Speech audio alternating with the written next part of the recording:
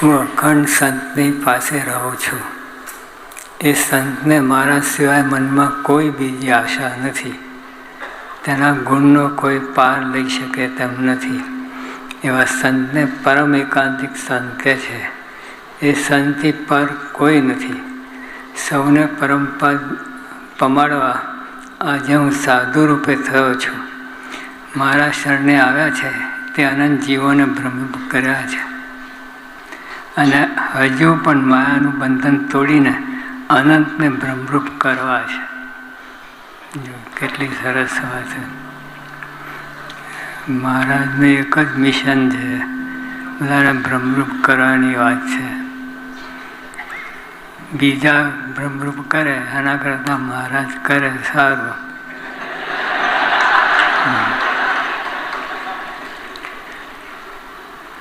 માટે દેશો દેશ મહા ઉત્સવ કરીએ છીએ.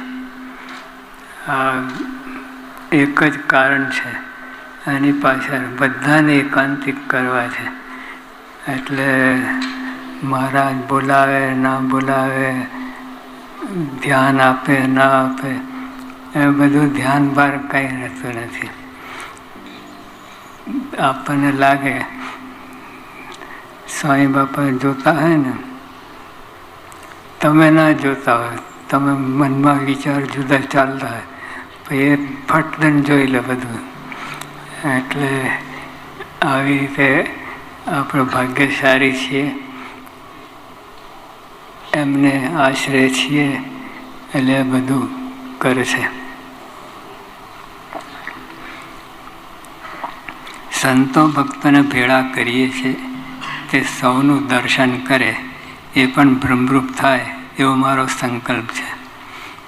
આજે આ બધા એક જ વાત છે, ભ્રમરૂપ કરવાની. આ ભ્રમરૂપ કરવાની ફેક્ટરી છે. ફેક્ટરી નહીં, મહાઆયોજન છે. અમારો સંકલ્પ સત્ય હોય છે, બીજું બધું અસત્ય થઈ જાય, આપણને જુદું લાગે. આ બધું અસત્ય લાગે અને આપણો વ્યવહાર સત્ય લાગે છે.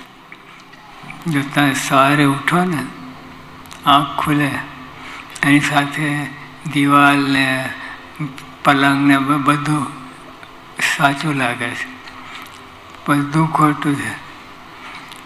એટલે મહારાજ એ વાત કરે છે,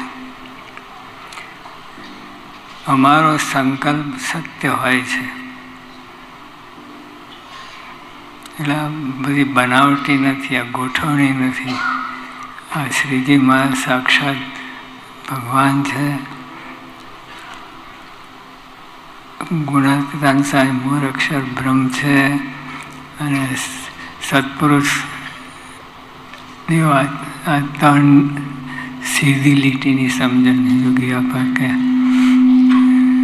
એમાં ફેરફાર ના કરો અને આપણે ધારણ કરવું આ બધી વાત. બીજું બધું અસત્ય થઈ જાય. એટલે મારાની દ્રષ્ટિના તો અનંતકોટી બ્રહ્માંડ બધા અસત્ય છે.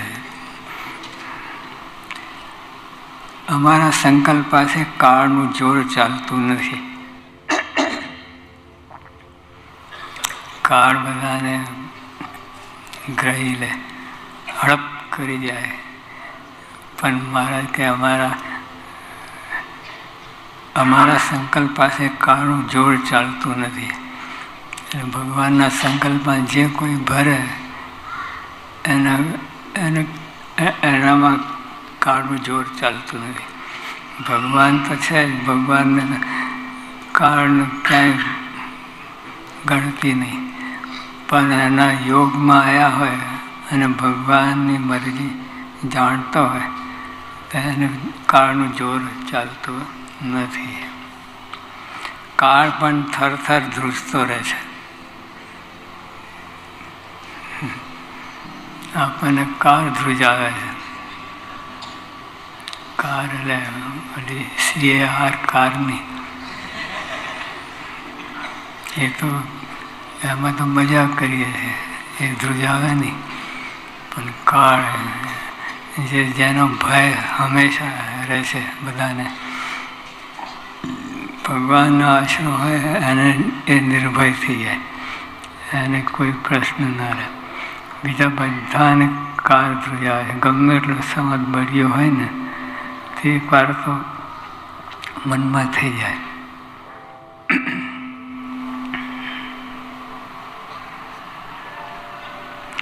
સત્સંગી માત્ર એટલે કોઈ બાકી રહે. નાના નાના છે સત્સંગી નામ પડ્યું બધાને મહારાજ કહે સત્સંગી માત્રને અમારે એવા બ્રહ્મરૂપ કરવા છે તેનું માન કાઢવું છે. એવા બ્રહ્મરૂપ કરવા છે એનું માન કાઢવું છે. એ છેલ્લો સુપ્રિન્ટેન્ડન્ટ યોગી બાબા કહે કે બીજા બધા દોષ હોય પણ માન છે બહુ ભારે છે. મહારાજ એની ચોટલી પકડે છે, કાનપટ્ટી પકડે કે સત્સંગી માત્રને અમારે એવા બ્રહ્મરૂપ કરવા છે તો એનું માન કાઢવું છે, એક ભાવ ટાળવો છે. તેથી અપમાન કરીશું એમાં બ્રહ્મરૂપ કરવા સિવાય અમારે કોઈ મતલબ નથી. જો ભગવાન જે કંઈ કરે અને તમને સવરું પડે, અવરું પડે તો ગઈ બાજી. અલૈયા ખાચરને અવરું પડ્યું, 2000ને સત્સંગ કરાયેલો, 4000ને પાછા પડ્યા. એટલે અવરું પડે એટલે આ શિબિર આપણે કરીએ છીએ આટલું જ છે. સવરું પડે બધું, અવરું ના પડે.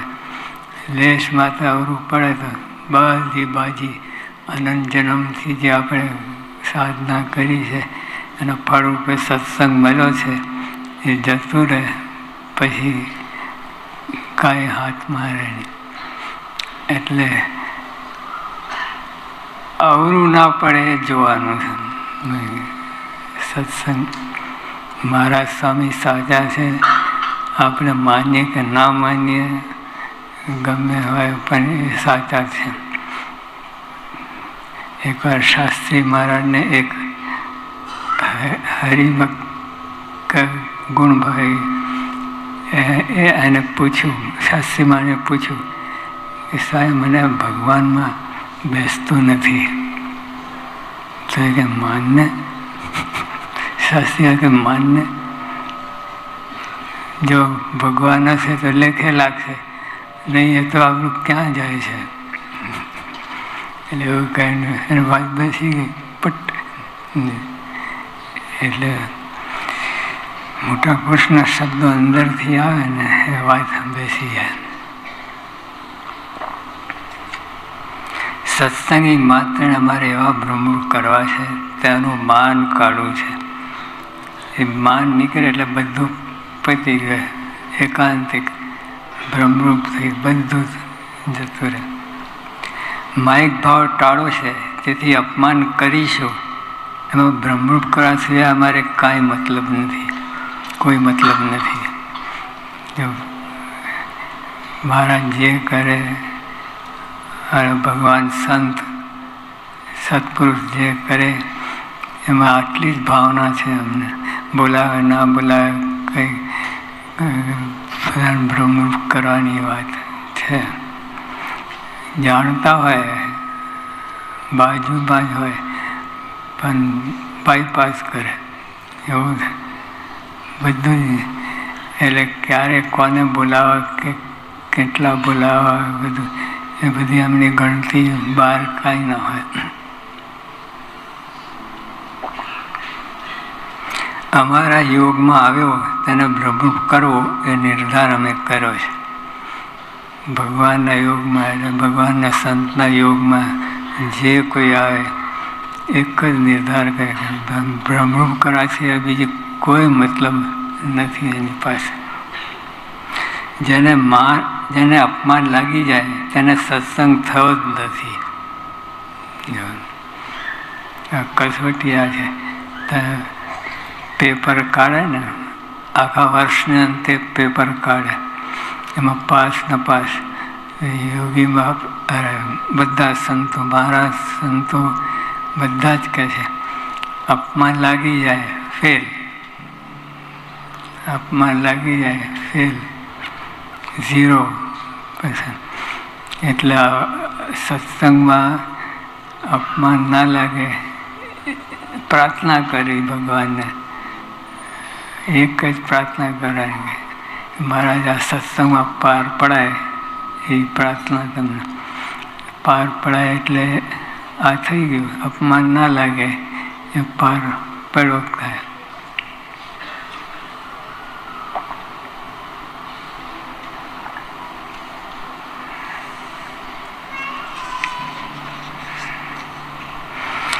જેને અમારો વિશ્વાસ છે, ભગવાનનો વિશ્વાસ, જેને અમારો વિશ્વાસ છે તેની બાય ગ્રહી અમે છોડતા નથી. એ છોડાવે પણ ભગવાન છોડે નહીં. હવે એટલે જેનો અમારો વિશ્વાસ હોય કોઈ છોડાવવા પ્રયત્ન ના કરે. એ તો અવરાઈ, કેટલી બધી અવરાઈ હોય તો ભગવાન હાથ પકડીને છોડાવવા પ્રયત્ન કરે તો અતિ અવરાઈ કહેવાય. ભગવાન અને નાનું બાળક હોય એને હાથ પકડીએ પણ એને એના મા બાપમાં વિશ્વાસ છે, અમારી પાસે ના આવે, એના મા બાપને ચોંટી રહે, એટલે એવો વિશ્વાસ રહે. એને બીજી કાંઈ સમજ નથી, પણ એને એટલે એવી રીતે આપણે વિશ્વાસ રાખીએ. જેને અમારો વિશ્વાસ છે તેની બાય ગ્રહી અમે છોડતા નથી. કેટલી સરસ વાત છે. અને ભગવાનનો વિશ્વાસ, બીજું કાંઈ કરવાનું નથી. વિશ્વાસ રાખો, એ બધું કરશે, આપણે કાંઈ કરવાનું નથી. અમારી પ્રાકૃતિ પણ અતિશય પ્રાકૃત ક્રિયાનું ગાન દિવ્ય ભાવ સમજીને કોઈ કરે તો તેની બુદ્ધિનો પ્રાકૃત ભાવ ટળી જાય છે. એટલે મહારાજ, ભગવાન, સંત તો કરે જ નહીં, એ ભગવાનની વાત છે. સંત મહાદારું છે. અમારામાં જેવો ભાવ કલ્પે છે તેને તેવું ફળ મળે છે. એટલે અમારામાં જેવો ભાવ કલ્પે, ભગવાન નિર્દોષ જાણે છે ત્યાં નિર્દોષ થઈ જાવ, દોષિત જાણો ત્યાં દોષિત થઈ જાવ. સીધી વાત છે. ભગવાનમાં જેવો આપણે ભાવ કલ્પીએ એવો આપણને ફળો મળે છે. અમારું સ્વરૂપ આકાશની પેઠે નિર્લેપ છે. આકાશ પેઠે નિર્લેપ એટલે 4 તત્વ છે ને આકાશમાં રહે છે. આકાશ ના હોય તો 4 તત્વ ક્યાં રહે? એટલે આકાશ બધાનું ધારણ કરે, બધું કરે, પણ નિર્લેપ છે. એ કપાય નહીં, કોઈ અસર ના થાય આકાશને. અને ચાટો તો ખારો ખાટો કાંઈ જણાય જ નહીં. એટલે મહારાજ એવા નિર્લેપ છે, એવા આકાશની પહેલે નિર્લેપ છે. અમે સર્વમાં વ્યાપક હોવા છતાં વ્યતિરેક પણ રહીએ છીએ. આ એક વાત બહુ સમજવા જેવી છે. વ્યાપક એટલે દરેકમાં રહ્યા હોય તો એ વ્યતિરેક ના રહે. વ્યતિરેક એટલે મૂર્તિમાન પોતાનું સ્વરૂપ ના હોય. વ્યાપક એટલે બધામાં રહે પણ એને મૂર્તિમાન ના કહે. શ્રીજી મહારાજ કહે છે કે અમે સર્વે વ્યાપક છીએ અને છતાં મૂર્તિમાન છીએ. બધામાં રહેલા છે મહારાજ. બધા બ્રહ્માંડોમાં કોઈ જગ્યા બાકી નહીં જ્યાં મહારાજ રહ્યા ના હોય, બધે રહે છે. અને છતાં મૂર્તિમાન અક્ષરધામમાં પણ રહે છે. એ બે બની ના શકે, પણ મહારાજની સામર્થ્ય છે એટલે પોતે મૂર્તિમાન છે અને દરેકમાં વ્યાપક છે. દરેકના સંકલ્પ પૂરા કરે, દરેકનો ભાવ પૂરા કરે, બધું જ કરે, અને છતાં મૂર્તિમાન. જો મૂર્તિમાન ના હોય તો ભગવાન દરેક બ્રહ્માંડમાં એકવાર તો જાય છે. તો મારાનો વારો જ ના આવે અક્ષરધામના તખત પર બેસવાનું. આ બ્રહ્માંડ બી ઓલા બ્રહ્માંડ, ઓલા બ્રહ્માંડ, તખત ખાલી પડ્યું રહે, સિંહાસન ખાલી પડ્યું રહે. તો ભગવાન પોતે સર્વસત્તામાં સરસ બધે સામર્થ્ય સહિત બિરાજમાન છે, અને છતાં બધામાં વ્યાપક છે, અને કર્મફળ પ્રદાતા છે. જેને જેવું કર્મ કરે એવું ફળ મળે છે. કર્મ પોતે કાંઈ કરતું નથી. કર્મ તો ક્રિયા છે, એ ક્યાંથી કરી શકે? ભગવાન છે એ એવા જેવા કર્મ કરીએ એવા ફળ આપે ભગવાન, બીજા કોઈ નહીં. એટલે આવી સમજણ રાખીએ આપણે તો આપણે કામ થઈ જાય, અને આ જ્ઞાન થઈ જાય. આવું જ્ઞાન આપણે કરવાનું છે. પણ એ બધામાં ઉત્તમમાં ઉત્તમ શું છે? સંતમાં જોડાવું, મન કર્મ વચને. એ થઈ ગયું તો બધું જ આવે, તમને બધું જ આવે. સદાનંદ સ્વામી મહારાજ.